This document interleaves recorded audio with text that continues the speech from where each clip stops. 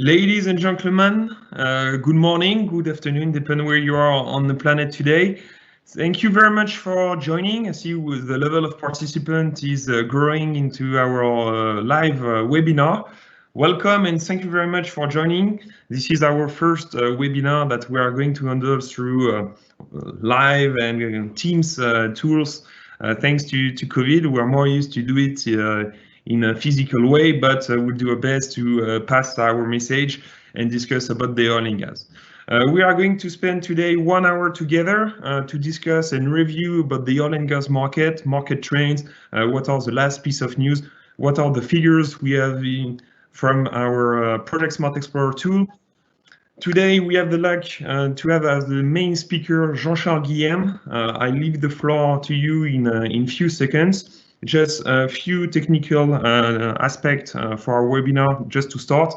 First, we have a delay in our representation. So between the time we're speaking and making the presentation and you receiving the information, there is a delay. So if you don't see us, let's say our reaction in live to your question, that's completely normal. There is a delay, sorry for that. In the meantime, if you have any question or remark regarding our presentation, do not hesitate to use the Q&A section of the tool, that the little dot and question mark you have at the top of the screen. We will take all the questions directly at the end and we'll make our best to answer everyone. In the meantime, if you would like to receive the slide we are going to use today, do not hesitate to shoot us an email through the link and email address we are going to share in the conversation. And of course, we will respond to your email with the slide directly. So thank you very much for joining us today. I leave the floor to you, Jean-Charles, and I give you the go just to start.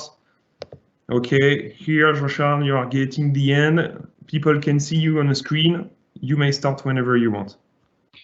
Okay, thank you, Jean, for this introduction, and thank you everybody to come online on time. And yes, we will have about 1 minute response time between what we present and what you will see due to the technical aspect of the webinar, but that should be fine. The decision we made about this webinar is because there are many good reasons to be confused by the market situation in oil and gas and petrochem. And that's what we thought it could be helpful and beneficial to many of you to share this information we have and we accumulate through our database Project Smart Explorer. So this morning, the agenda we propose you is a short introduction to explain who we are, the database Project Smart Explorer, from which we extract the data we are going to share with you. And then we go, of course, for a global market outlook. We'll spend some time on the impact of the COVID-19, the price war, and the climate change on this market. How does it impact the market in one way or another? We'll try to also point out this huge difference, this huge gap we observe at this moment between the market perception and the market reality. And I think it's a very important point to keep in mind when it comes to make decision to go or not to go in some areas. And what contributes to the difference is this new business model we see appearing in the market now, taking a certain role and significant role in the market at this moment that must be considered as part of the equation and how to behave in front of this new business model. It shows also that the market is splitting in two different parts, that's what we call market dichotomy, and try to explain what does it mean in practice for you, and then of course we'll come to the conclusion. So a short introduction about the company and who we are. Some of you may know, to be fair, for some years already, because the company was created in 2012. Before that, I personally spent most of my career in ABB. I was heading the oil and gas and petrochem business over there. And in 2012, I decided to create my own company to develop a digital solution for oil and gas and petrochem. And today I'm sitting in different committees, and I'll save you this just to let you know that we are involved in standard and promotion of digital solution. And Jean, who is supporting me as part of the team, is also beneficial of a rich background in Siemens oil and gas and also in Air Liquide. So we try to combine different profile experience around our energy sector. We have two activities: Project Smart Explorer, which is a database from which all the data you will see and information will be extracted. And some of you use it, by the way. And also a collaborative platform called Industry 4.0, which has a particularity to help different companies to work on collaborative mode in protecting the intellectual property of those different companies. I will not develop that here more, it's not the topic for today, but just to let you know what we are doing as a company. So regarding the database and the way we manage it, the purpose of the tool is to help our client to work on a proactive way, meaning to anticipate the project from pre-feed and feed phase, and then to lead the pursuit from the early days of the project, so that when the project is reaching the EPC stage, most of the decisions are secured, are made, and then our client are then in a good chance to win the job, because all the work has been done on the early stage of the process of decision during the design phase. So to do that, the database focus on project above 100 million US dollar capex, because below 100 million we consider is going to be a local business. Above 100 million, that where the projects start to be global, and such such a tool start to be helpful to trace those projects. And then we also archive the project 6 months after the EPC contract, because as we said, the purpose of the tool is to position our client at the feed stage, as a design phase, meaning that if they had decided to run after some project at that stage, early stage, then when the project is moving into execution at the EPC stage, that means that there is no interest for us to continue to trace those projects, so we archive them. And in doing that, that helps us to maintain a kind of rolling list of 1,000 projects, always active, focusing on pre-feed and feed. And that's a kind of a unique point of this database. But that's about the way we work. Here we cover 3 different areas: oil and gas, upstream, midstream, onshore and offshore, of course. Petrochemical, meaning downstream refining, petrochem up to fertilizers, for example. And what we call energy. Energy cover electrification, carbon capture and sequestration, hydrogen with the different colors, solars with the different technologies, windmills, onshore and offshore, power generation, and water desalination. So a larger scope around energy, starting from the oil and gas well until the complete transformation and decarbonation. So now let's have a look on the market, which is a key point of the agenda for today. The first information we'd like to share with you is to put in perspective the barrel price impact on the market, and how we should consider this barrel price on a daily basis. This curve is showing you the average price year per year between 1920, as you can see here on the left, until these last days. And what you can see is that in average, the normal price of the barrel is somewhere ranging between $20 and $30 per barrel. So we can say that when the barrel price is coming down again around $20 or $30 per barrel, we can hear in the new media that it's a catastrophe, it's a disaster, blah, blah, blah. But the reality is that, in fact, it just means that the price of the barrel is coming back to what is normal, and historically normal, at least. Okay, so we have some peak here and there, of course, but in average, we observe that the price of the barrel is somewhere around that. So there is no disaster on this. The other point we'd like to share is how the different countries and producing countries are behaving in respect with the barrel price, and how much the producing countries are disconnected from the price of the barrel. You have here the investment of the OPEC and in upstream side, and you can see that OPEC in 2020 has invested about 15% more on the upstream side compared to previous years. And if we look at 2021, just not even the first quarter, but 2 months to month and a half, this graph is very fresh. It's published by OPEC just earlier this week. And you can see that already, as we speak now, the volume of investment of OPEC is reaching nearly 30% of last year. So we can anticipate that at the end of the year, the volume of investment in production from OPEC will exceed by far 2020 and also previous year. So again, you can see how much producing countries like OPEC are investing, not necessarily in cycle with the price of the barrel, which is far different from, of course, the international oil companies are doing, like Shell, BP, Exxon, and so on, which have a balance sheet which is, of course, directly connected to the price of the barrel and affected directly depending on the price going up and down of that barrel. But for producing countries and national oil companies sitting in those countries, the agenda is far different.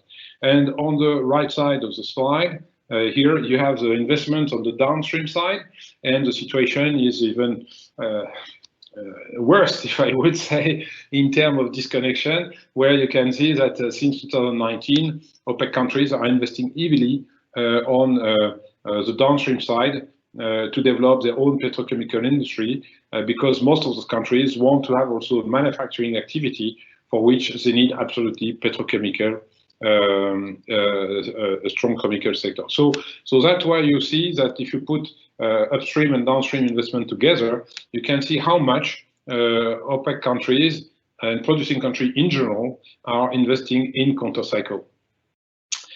One word about US, because there was a lot of expectation or assumption or speculation about how much the change of president would impact the energy market globally.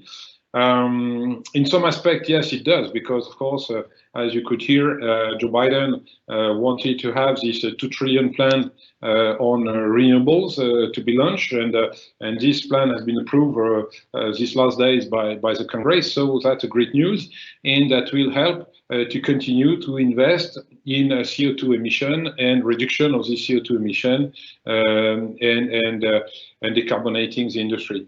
Regarding the oil and gas and petrochemical industry itself, the situation is a little bit different, because here, in fact, the US president has nearly no power to affect the production in oil and gas in the US itself, because most of the decisions rely on the states in the US, and you have about 10 states in the US producing oil and gas. And of course, those states are first in competition between each other, and then of course they are in competition with the rest of the world. And so far, even Democrat states have no intention to slow down their production to please anybody. They are looking at their bottom line, they are looking for their resources, their economy, and that's the priority number one. So overall, what we observe that the priority number one of the US is to maintain is US energy independency, which started from Barack Obama presidency with Joe Biden involved, of course, and as a preliminary condition to support US industry revival, which is still in the program of Joe Biden, exactly as it was in Donald Trump program, with the support of the petrochemical industry and manufacturing industry, because again, you cannot have any manufacturing activities if you don't have a petrochemical industry supporting it. So the question is not if the petrochem and oil and gas in the US should continue to develop. Of course it will do, but of course it will do in a cleaner way than it used to be. And that's a good news, because it just will contribute to increase investment, both sides, on fossil fuel industry, but of course to make this fossil fuel industry cleaner, greener, and in the same time as US will invest in renewables. So that's on the accumulation of good news. Regarding the gas market, just also to compare with oil, because we talk always about oil and trying to, and sometimes drawing conclusion from the oil market out of the oil market. And in fact, oil market and gas market don't behave at all in the same way. Here you have the comparison of the US market, which is interesting because that's one of the most sensitive market on that respect. You have on the left the evolution of the production of oil in the US, which of course has dropped in 2020 with the COVID, and you know that you can see that how much this industry is resilient and already starting to increase again. But you can see from the gas perspective that the gas has nearly not been affected at all. In fact, the gas investment and production has nothing to do with the price of the gas, because the price of the gas is well worth nearly nothing. It's about $2 per million BTU, so it's close to zero. Is not the point. The point of the gas market is the value to be created of the gas. It can be value for power generation, electricity. It can be for cracking ethane to produce ethylene, polyethylene, and so on. It can be for fertilizer. It can be for whatever. But yes, the gas market is driven by the demand over all everything. And today, the demand for gas is not reducing. It's even higher than ever. And from LNG market point of view, for example, you can notice that in Asia, the price for LNG per ton is higher than ever, and confirming the huge demand on the global market for gas. Regarding back to the oil and what we can expect and what are the driver of the overall market for oil, in fact, you have here this curve that many of you have already seen, showing the drop of the consumption here in gray, falling down to 85 million barrels per day in April last year. And in blue, you have the world production by comparison. And today we are back to 95, 96, nearly 98 million barrels per day, very close to the 102 million barrels per day we had before the COVID. So we are not yet exactly at the level we were before the COVID crisis. But when we start to stand above 95 million barrels per day, it's a very, very high level in absolute value. It means in practice that the world is reaching the limit of its capacity, global capacity, of producing this oil. And when it reaches 100 million or exceed 100 million barrels per day, here we are really at the top of the capacity of the production in oil. And it can happen, whatever incident in oil production somewhere, and then the barrel price goes to the roof immediately. And that's where we go. And the reason behind it is just because the demand is there. The demand is there because of the demography, and that's something that one forgot quite often. But as you may know, the population on Earth is increasing by 80 million inhabitants year to year, which is equivalent of Germany, roughly. And so far as those 80 million new inhabitants on Earth don't intend to run nude and heat wood and rocks on daily life. Okay, they expect to benefit from, as we do, from nice white good, nice brown wood, all facilities, or smartphone and everything, to be well dressed, and all the things, as you know, are made out of plastic and fibers and petrochem overall. So it means that demography is a key driver for this demand, and as long demography doesn't go down, we see hardly how the demand for all this petrochemical and manufacturing good will decline. And this is demand for manufacturing goods and petrochem, which is pulling, of course, the oil and gas production. That's as simple as that. After that, you can talk about nice things, of course, but the question is there, and that's the reason why all the forecasts we anticipate from all studies and cabinets, which may be green or not green or whatever, they all agree on the same figures that the world consumption will remain around 100 million barrels per day, at least for the next 2 or 3 decades. It will not exceed that, hopefully, that's great, but already to stand at that level is going to be a huge, huge amount and requiring a lot of investment, and especially if we have to decarbonate this huge production, of course. So what is the impact of the COVID and price war and climate change in the market on daily basis if we compare 2019 and 2020? So here we have extracted those data from Project Smart Explorer database, and we compare here EPC contract awarded. Okay, those rings represent 3 categories of operators. You have in blue the international oil companies like Shell, BP, Exxon, Total, and so on, about 10 majors. In red, you have the national oil company like Saudi Aramco, like Petrobras, Petronas, all those nice companies. And then you have the independent company in green. In green, this independent company may be Tullow, Premier Oil, but they may also be a chemical company like INEOS, BASF, and so on, right? And mostly companies from US, from UK, from Europe, some more from China as well, or India, come into this category of independent company, about 300 of them. And when we compare 2019 and 2020, you can see a change of profile of the business, where the blue part has been shrinking by more than 50%, and at the same time, the red part has increased and the green part has increased. And if we look overall the market, you can see that in 2019, there were 243 EPC contracts awarded, compared to 219 in 2020. So there are about 24 projects less in 1 year. It's less, that's okay, but it's about 10% less. It's not a collapse of the market at all.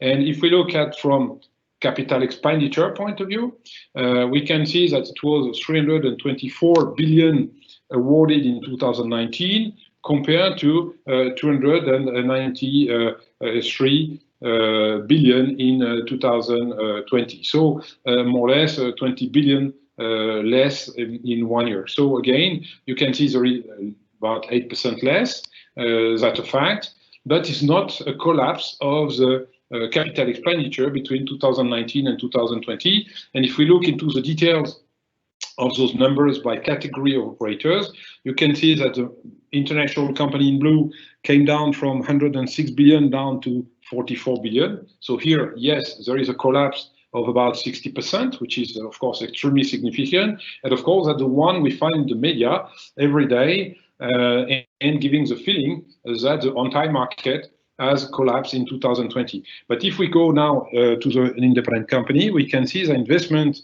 by this investment company came up from 106 billion to 130 billion. So it means that the investment of the independent company have increased on the same period by 25%, and the international company came up from 110 to 117. So the investment from the national companies have increased in the same time by kind of 7-8%. So that's where you can see that the situation is very, very different depending on the profile of the operators, and can, of course, contribute to create a strange feeling, because depending on by which angle you look at the market, you can draw total opposite conclusion. And that's where it's very important to have the figures, and that's one of the reasons we wanted to have that webinar with you, to put all those figures on the table so that everybody realizes what's going on in deep on that market. And now, if we look again, EPC contract awarded, so we are still talking about actual numbers, okay? There is not a forecast. You can see that 2020 on the left is the same picture as we had on the previous slide.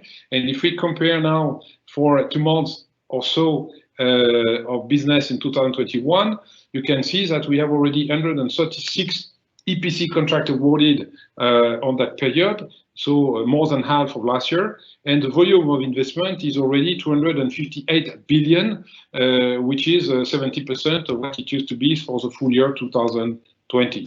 So it shows how much the market is extremely dynamic at this moment in 2021.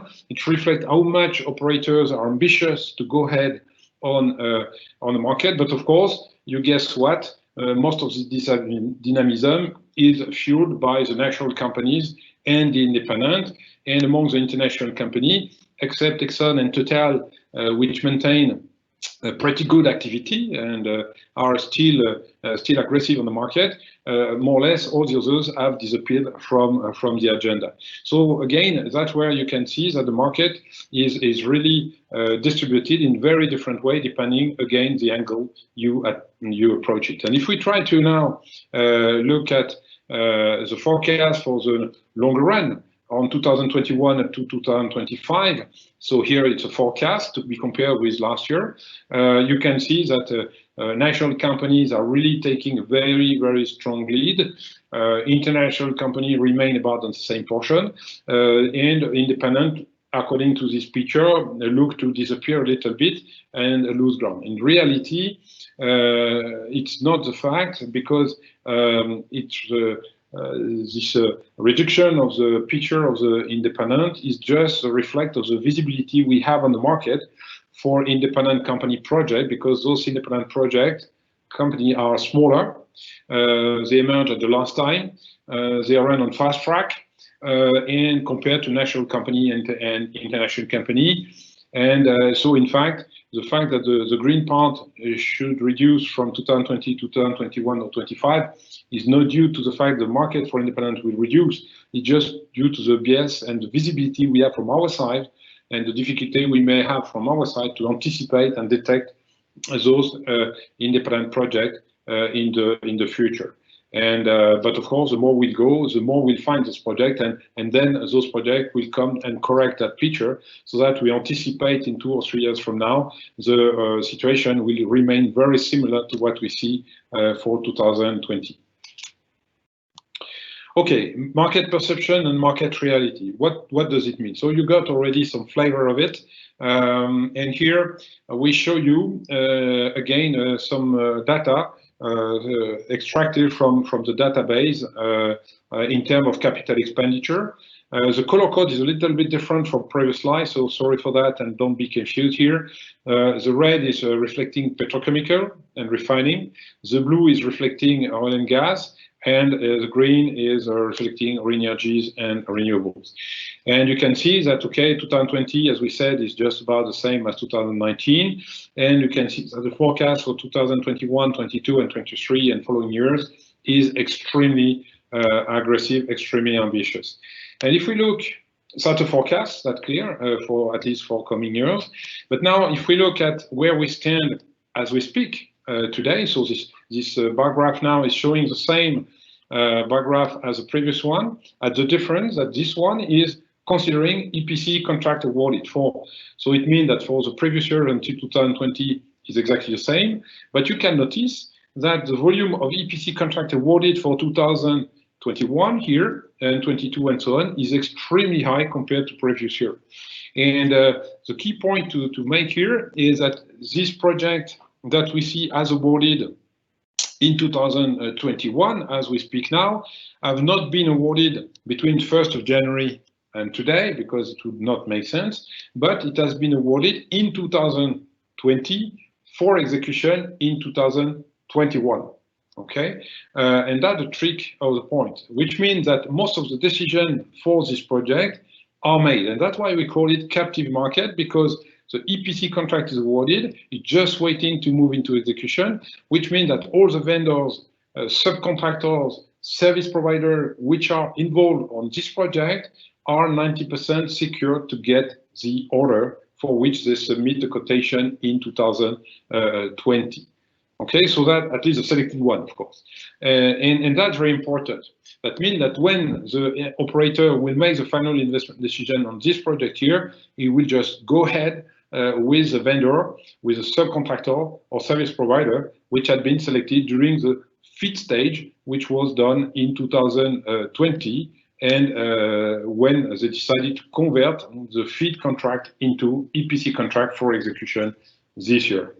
And of course, on the top of that will come the project to be still awarded in 2021. So you can see that we make the assumption that it should be this portion here. This assumption, as you can see, is very conservative. But even in being conservative, you can see that the end of the year 2021 should exceed 2020 very easily by 15–20%. Maybe more. And in green, you have the part of the business that we could see in the previous slide here, okay, on the peak here, but that will be postponed or delayed. Of course, as we speak, we don't know, and that's something we shall discover day by day by the announcement of the companies, but we know by experience that somewhere between 20 and 30% of the projects which are announced for 2021 will be pushed back to 2022, 23, or even further years. But at the end of the day, the forecast that we can see here on this slide can be then divided on those three categories. And that's where it makes, of course, the difference between what we call the market perception, which is defined by the inquiries to be floated in 2021 for the project to be awarded in 2021.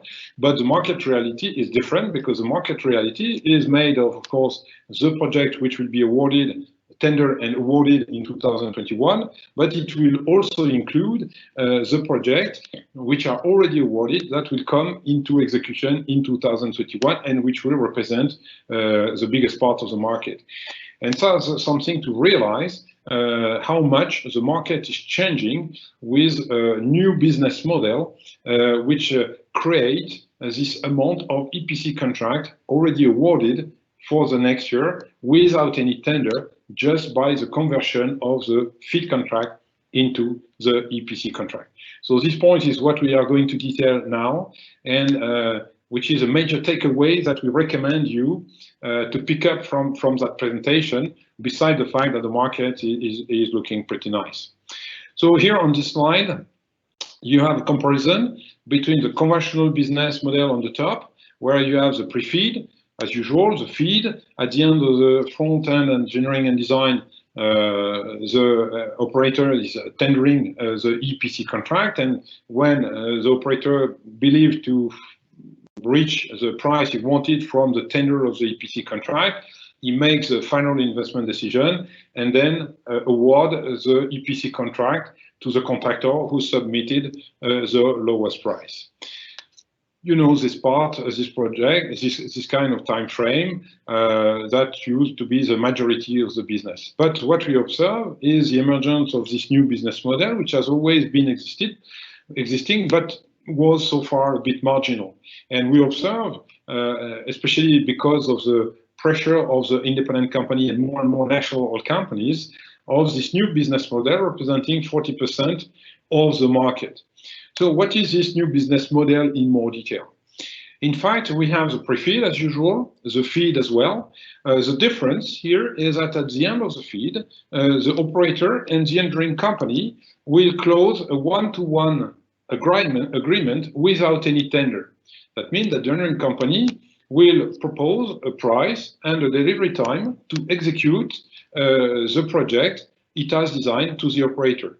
And the operator may be interested in this offer, and if it is interested, if they agree on this price and delivery time, then the operator will convert the FEED contract into EPC contract in waiting to make the final investment decision, and the project will move into execution at the time the final investment decision is made, but based on the agreement that was made earlier at the end of the FEED.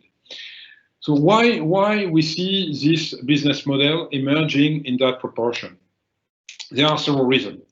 From operator point of view, the first reason is to cut the cost. It looks stupid, but it's really there.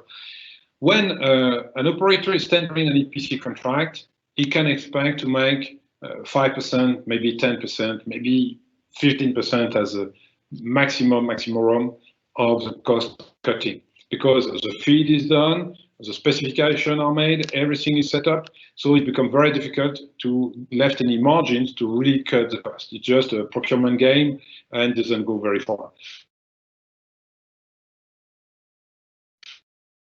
Cost by 10 or 15%. They want to cut the cost by 30%, 40%, even 50%. And when you want to reach the target, you just can't do this at the EPC stage. It's far too late. You can do it, and you can only do it at the design phase, in comparing different design, in comparing a different solution, technologies, reviewing the scope of the project, etc., etc. And that's where the operators are now putting the pressure on the FEED stage to cut the cost. That's the first interest for the operator. The second one is also to reduce the time frame of the project, because tendering an EPC contract may take 6 months, 1 year sometime, and postponing, of course, the day you will start to produce whatever you want to do. And so on that respect, it helps to improve the financial performance of the project. It also reduces the risk, because the operator believes that if the company who did the FEED is confident to execute the FEED they have made, it's a nice way, of course, to reduce the risk. And the last one point is this lower management resources. As you know, most of the independent companies have limited resources compared to the majors, compared to the national companies. And of course, this solution is much more affordable from my management point of view to manage projects. From engineering point of view, it's also a very interesting solution. Because it gives the opportunity to engineering company, at least the most knowledgeable one, to demonstrate the competence they have and how they use their expertise to contribute to cut the cost, for example, in including digital solution to cut the cost. It also reduces the risk because, of course, you have always much lower risk in executing a project you have designed than to execute a project designed by someone else. As simple as that. It also helps to have a more certainty on the profit, because when the engineering company is submitting a price to convert the feed into EPC, of course, the price submitted by the engineering company is calculated such that it gives an acceptable profit at the end of the day on the project for the engineering company. So at least they know where they go in much better way. And also, at the end of the day, they save a huge cost from the tender to be submitted for EPC contract. You know that when a contractor is building up an offer for an EPC contract, it may cost a lot of money. Okay, it can be $500,000, maybe sometimes 1 million. It's really huge money. And of course, if you can get rid of all this sales and administration cost from your portfolio, then you become much more competitive, and that's why we see a number of companies, let's say, to go and favor this new business model. One consequence of this new business model is the pricing model, because for vendors and contractors or subcontractors, the story is a little bit different. When you are in a commercial business model, following here the red graph here, the diagram here, at the design phase, of course, you submit what we call a budgetary offer. When the EPC contract is awarded, you submit a more competitive offer. And when the EPC contract is awarded, finally, you submit your rock bottom price in expecting to win the order. Okay, so that kind of a process, which is well admitted by everybody, both sides, from contractors' point of view as well as supplier, vendors, or whoever. But this model doesn't work, this pricing model doesn't work when it comes to the new business model we mentioned, because you understand that if all the decisions are made price-wise at the feed stage, because the main contractor has to make an attractive offer to the operator to convert the feed contract into EPC contract, it means that the main contractor cannot build up his own price in an attractive manner if this price is built up only on budgetary pricing. There is no way, it can't work. So it means that the engineering company will try to get at the design phase the lowest price as possible to make an offer which is as attractive as possible. But of course, as a vendor, as a subcontractor yourself, you cannot submit a rock bottom price as at this stage, because you would lose your shirt, of course. So you have to change strategy, pricing strategy, and that we recommend here, as an example, to work on open book pricing. I will not detail all the technique to build up open book pricing, but at least the principle to keep in mind is that you can offer a price much more aggressive than only budgetary, but of course assorted of conditions that help you to adjust your price between the time you submit your price at the feed stage and the time when you might be awarded the contract for what you propose, in revising all the conditions you put in place to protect your price and your calculation during the design phase, which may be currency, which may be material cost, which may be specification, which may be quantities or whatever. That will be formed by building up your final price at the end of the day. So that's where it's very important to identify what is the context of the project, to adjust your pricing strategy to fit perfectly or as much as possible with the context of the project, and to make sure that you don't adopt the wrong pricing model at the wrong project, because you will kick yourself out of that project from the first day. And of course, in the database, we have made a number of parameters and evolution to inform our customers to identify easily which projects are following the traditional business model or which projects are going to follow the new business model, so that case by case you can adopt the right strategy in terms of pricing. So market dichotomy. Market dichotomy is again a very strange word, but that's exactly the situation. It's not so complicated, in fact, and you will get my point very quickly. Here you have again this famous ring showing you how the market is going to be split in the next 5 years for oil and gas and petrochem, where you see a domination of the national companies here in red. In blue, you have international company, as we said already, and in green, independent. And what you can see here is that, in fact, on the right side, what we want to show here is that the market is splitting into opposite direction. We have, of course, the international companies more or less disappearing from the market. That's why you have this blue arrow going down, except, as I said, Exxon and Total, we see still running the business in a pretty consistent way and to go ahead very well. In red, you have the red arrow here going up, reflecting how much the national companies are really taking over the market, leading the game. It's about 100 of those companies. And among the independents, we have those two categories, where in light green, you have those independent companies which have debt, we have a low know-how, let's say, at least compared to the market price and so on, which are going to disappear. But again, even if those companies disappear, their assets are not going to disappear. And that's where we see actually those assets being taken over by other independent companies in most of the cases, and much more competitive, much more healthy financially, and which are going to grow up and to continue to develop their business regardless the market condition. And of course, again, that shows how much the market is evolving in a total different ways. And that's where it confused most of the companies, because many companies used to look at the market through the majors, the blue one, and having the feeling that they disappear from the market, they disinvest from the market, and the market is disappearing, while in reality, the market is not disappearing at all. It's just a complete switch from a certain category of operators to another, ending to this dichotomy. And that's a key point to integrate in your strategy, because if you focus on the wrong target, you will die with them. But instead, you integrate in your strategy this evolution, which goes pretty fast. And the COVID-19 has really speed up this phenomena even more. And the price war and the climate change, all those aspects contribute to speed up, in fact, this phenomena.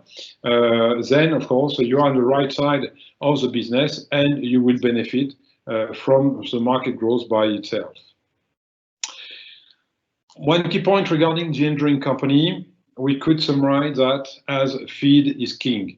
That's another message we would like to share with you to take away from this presentation. You have on the bar graph here the rating of the debt of the engineering company and field services companies. In red, you have all the companies here operating in field operation services and support, offshore, onshore, whatever, and they are all red. And they're all red for a simple reason: there is no more exploration. Okay, as we said earlier, at the end of 2014, when the barrel price was about $140 per barrel, we had about 120 years of reserve discovered ahead of us. So it's by far more than what we will never will have a need. And of course, this area is in trouble and will stay in trouble for years. But in the middle of this picture, there is a green point here related to the EPCI, meaning, of course, the engineering, procurement, construction, and installation companies, where you find companies like Technip Energy, like Saipem, KBR, and Fluor. And those companies have a total different picture. First of all, you have here an idea of the backlog of these companies. These companies have a backlog which is bigger than ever. and we could extend that list with many others, and we would have exactly the same results. And those companies are perfectly integrated this market shift from the operators to drop the conventional business model to adopt this new business model, converting feed into EPC, which means that all those companies which used to focus on the EPC contract and sometimes standing away from the feed to be free to bid for the EPC contract, those companies have adopted, officially or non-officially, a 180-degree different strategy where now they want to focus on the feed, they want to take the feed in order to secure the EPC contract in extreme conditions. So KBR and Fluor told it officially, they make official announcements in the stock exchange. Technip and Saipem didn't do it in the same official way, but that's exactly what they do, and we see that very well when we trace a project where they are bidding and after which they are pursuing, and they are in the same area. In fact, they see enough business over there, more profit than anywhere else, and to allow this, and leaving the traditional business model to compete on the EPC contract, mostly to Asia contractors. They may be Koreans, they may be Chinese, of course, leaving them to fight on this EPC contract business, which is there. I mean, this market is not disappearing as well. It's just that there is a growing part with this new business model. And so depending on your own position into the market, what kind of business you are looking for, in some cases, you will be pleased to focus better on these Western companies.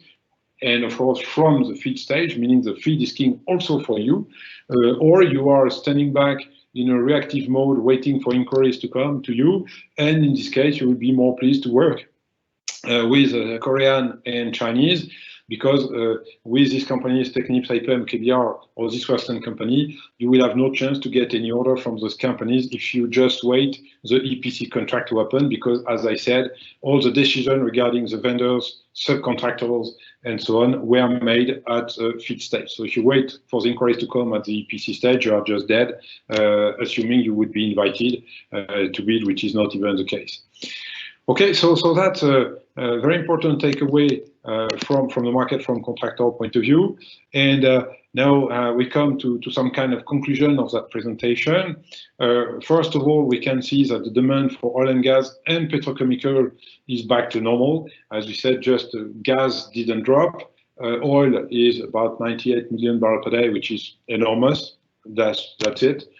What is driven this demand is demography, because demography is pulling industrialization, and industrialization is pulling energy and energy transition in the same way. And interestingly, the more the countries and companies invest in energy transition, the more it helps also the petrochemical industry, because, as you know, most of the energy or renewable energy equipment or installation require a lot of petrochemical product and energy, meaning electricity, to be made. So the market is going to be robust on the next 5 years, that's for sure, at least. We have, of course, to integrate this dichotomy between the international company and all the players. And I think in this presentation, the message was clear enough and confirmed what you have observed by yourself.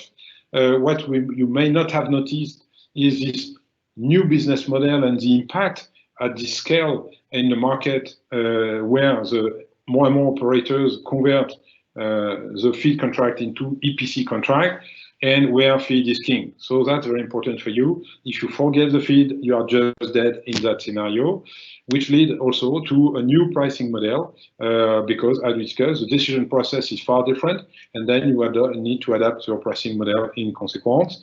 And all those things, of course, contribute to make the market perception far different from market reality, because again, depending by which angle you are looking at the market from end user point of view, or through the contractors as well. If you like to look at the market from feed point of view or from EPC point of view, you will have a different perception compared to the reality of the market. So that was our key message for today.